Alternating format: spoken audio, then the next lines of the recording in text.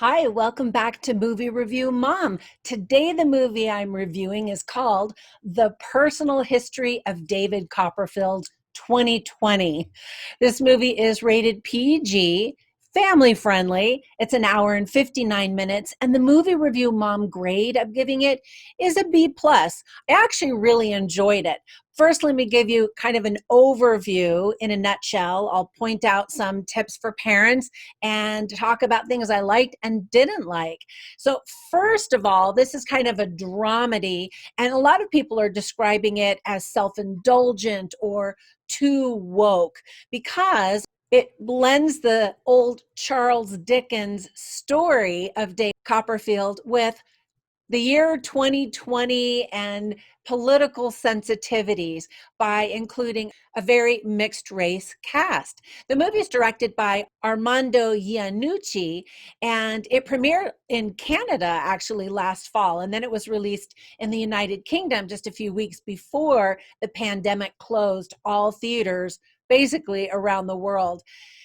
It's now available on Amazon. And while it's not everyone's cup of 19th century British tea, the performances really are excellent, and the storytelling is creative, and the experience in the end is very lovely. Now, some quick tips for parents. There are some people who fight, and one of them gets really bloody.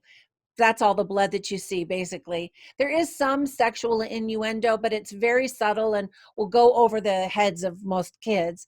And honestly, most kids will be bored because it's Charles Dickens, 19th century British stuff, unless they're really into Jane Austen and that kind of an setting and story, they'll opt for something else. But adults will probably enjoy it. Some interesting themes worth mentioning and talking about with your family if you watch this movie are hope, determination, imagination, friendship, loyalty, community, family, charity, and kindness. Now, some things that I really did enjoy about the movie are, first of all, Dave Patel. He is wonderful as David Copperfield and carries the film pretty much like he does in any movie that he's in. He's really fantastic to watch and does a great job. Now, he's not the classic white David Copperfield that most people would expect, but that's one of the delightful twists, I think, of the storytelling is to see David Copperfield in a different way. And I personally loved his performance.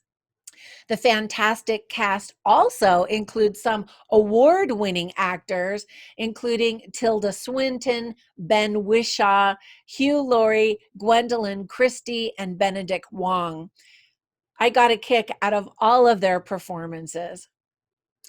I love how David Copperfield, the character, keeps notes of fantastic lines. When I was a little girl, I actually started doing that too. And I just knew I was going to be an author someday, although I didn't know exactly what I was going to write about.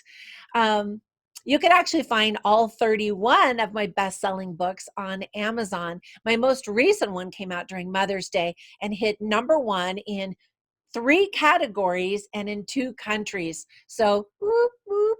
Anyway, you can just find them on Amazon. The cinematography was beautiful. And some of the locations that were used in filming are Kingston upon Hull's Old Town in Yorkshire, where I've been. It's awesome. An Angel Hotel in Bury St. Edmund, where Charles Dickens actually once stayed and where he wrote part of the book, The Pickwick Papers.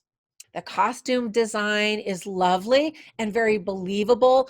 Sometimes when you watch a movie, especially maybe one of these old English setting type of movies, it looks like people are wearing costumes, but it looked like they were wearing clothes. And I always appreciate that to add authenticity to the look and feel of the story. There's some humor that made me laugh out loud and some very witty dialogue, of course, thanks to Charles Dickens.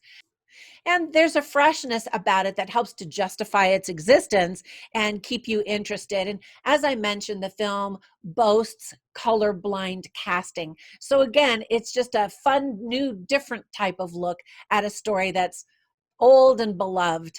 Now, some things that I didn't quite like were that, uh, first of all, some viewers have been posting really negative reviews saying they don't want anybody to mess with the classic tale of David Copperfield or to add in different casting elements into what would have been experienced in Victorian England. One thing about the casting that I thought was odd is that the same actress who played Clara Copperfield also played Dora Spenlow. That's not to say she didn't do an outstanding job, because she did. I just thought that it was a little bit confusing at first and wondered why didn't they just cast another actress who I'm sure would have appreciated the work.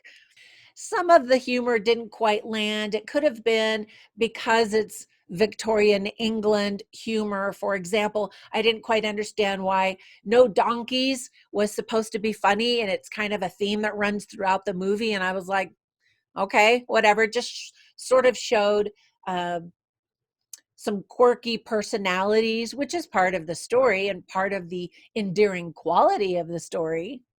But as I mentioned, there was some humor that made me laugh out loud, and it was just well done. Now, if you enjoy this movie, another movie I would recommend is the older Oliver Twist, but it puts you kind of back in the same time frame and honestly is a very similar story in many ways. And that one is very family friendly for kids as well. Now, there were some parts of the movie that kind of slowed down and you wondered what the point was, but overall, I enjoyed it, ended the movie with a smile on my face, and again, would give thumbs up for the cast. All right. Thanks for visiting my little YouTube channel. Please support it by clicking subscribe, and clicking on that little bell will actually notify you every time I upload videos. And when you get a chance, visit my website, moviereviewmom.com, where you can read more about the reviews, and I have contests and all kinds of other stuff. Anyway, I hope you're safe and healthy and happy and kind out there. Have a great time watching movies. Bye for now.